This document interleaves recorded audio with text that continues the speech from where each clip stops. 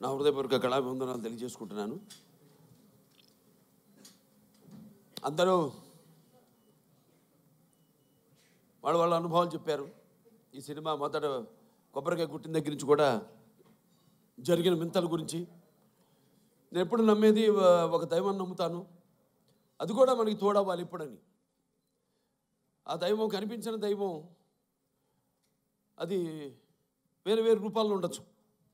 ఒక్కొక్కడు ఒక్కొక్క దేవుడిని ఆరాధిస్తారు. శివుడు కావచ్చు, వెంకటేశ్వర స్వామి కావచ్చు, విష్ణువు కావచ్చు, లేకపోతే రకరకాల వాళ్ళ ఎలువెల్పులు. అలాగే తల్లిదండ్రులు, నా తల్లిదండ్రులు వాళ్ళ యొక్క ఆశీర్వాదం, అలాగే కళాంబ తల్లి యొక్క ఆశీర్వాదం, ఇవన్నీ కలగలిపితే ఒక డాకు మహారాజు. ముఖ్యంగా ఎన్నో సినిమాలు చేశాను.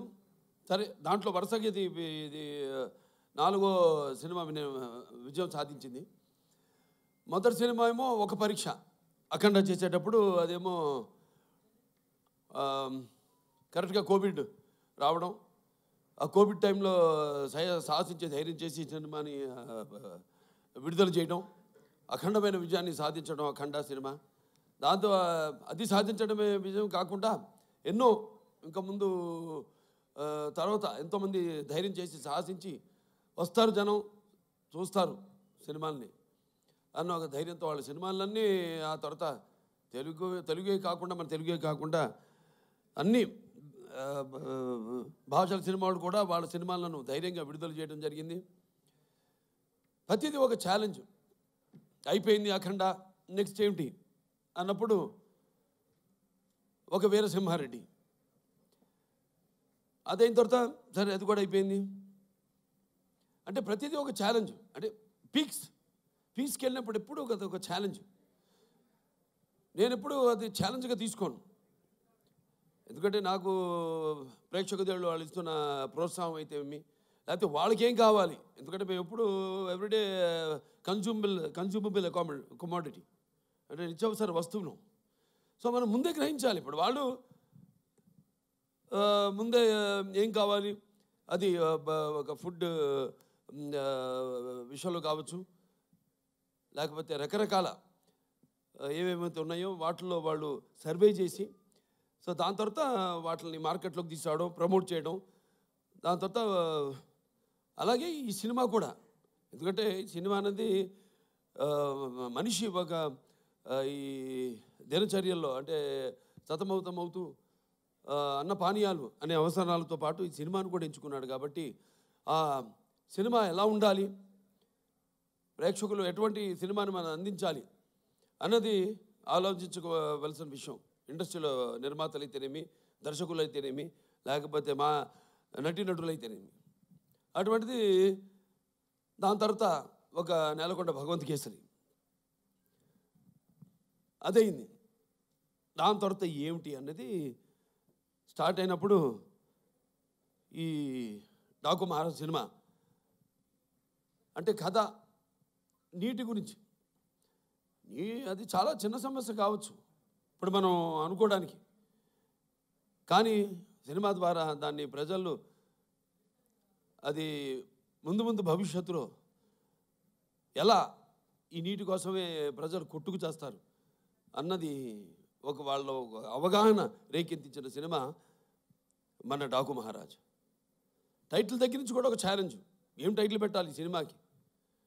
అంశం ఎంచుకున్నప్పుడు ఈ ఒక నీటి సమస్యలు ఎంచుకున్నప్పుడు ఎన్నో సామాజిక మెసేజెస్, అంటే ప్రజలకి సినిమా కేవలం వినోదం కాదు, వాళ్ళ ఒక ఆలోచన రేకెత్తించాలి అన్నది నా నాన్నగారి నుంచి కూడా నాకు వరకు అది వస్తున్న ఒక పరంపర. దాన్ని ఎలా మనం ఈ సినిమాలో దాని గురించి ఇవ్వాలి. నేను ఒక రాయలసీమ అంటే అతి తక్కువ వర్షపాతం ఉన్న ప్రాంతం, దేశంలోనే 2 అతి తక్కువ వర్షపాతం ఉన్న ప్రాంతం. ఆ జిల్లాలో హిందూపురం ఎమ్మెల్యే నేను. ఆ ప్రాంతం యొక్క నీటి సమస్య అంతా తెలుసు. నాన్నగారి ఒక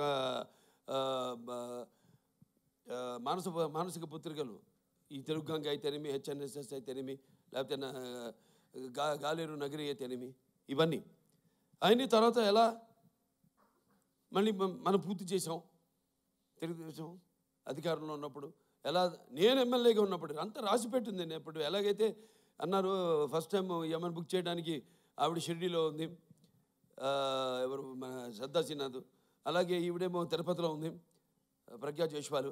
అలాగే ఈ నీటి సమస్య కరెక్ట్గా నేను ఎమ్మెల్యే అయినప్పుడే అది పూర్తి కావడం, నేను నా హిందూపురానికి నేను నీళ్ళు ఇవ్వగలగడం. సో ఇదంతా అదంతా కాకతాళీయంగా యాదృచ్ఛికంగా జరిగింది. ఇప్పుడు ఆ నీటి సమస్య గురించి సినిమా తీయాలి అని ఒక ఆలోచన వచ్చింది. దాన్ని ఎలా ప్రజెంట్ చేయాలి మనం అనుకున్నప్పుడు రాజస్థాన్ ఎక్కడైతే ఏముంది, ఇక్కడ మన తెలుగు వాళ్ళు గొప్పతనం చాటుకుంటూ అక్కడ రాజస్థాన్లో కూడా మళ్ళీ మనం వాళ్ళు దుక్కు దున్ని నీరు పోసి నారు పెట్టి అలాగే కోత కోసి ఎలా చేయగలుగుతాం, అక్కడ కూడా మన ఒక ఇంజనీర్, ఒక సామాన్య ఇంజనీర్, ఒక తెలుగువాడు వెళ్ళి ఎలా చేయగలుగుతాడు. చేసాం మనం ఇక్కడ సృష్టికి ప్రతి సృష్టి చేసాం. ఎలాగైతే మన రాయలసీమ గురించి చెప్పాను, మన ఇది అవిభక్త ఆంధ్ర రాష్ట్రానికి 6 ముఖ్యమంత్రులు ఇచ్చింది రాయలసీమ అని. సో అది పెట్టుకుని మైండ్లో సమస్య చిన్నదే కావచ్చు, కానీ రాష్ట్రాలు వాళ్ళ నీళ్ళ కోసం కొట్టుకుంటున్నాయి.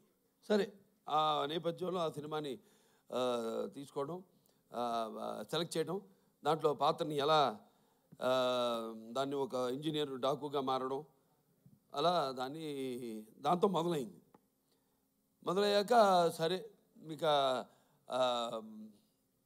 సినిమా గురించి ఈరోజు ఆ సినిమాని అఖండమైన విజయాన్ని మాకు అందించి ఇవాళ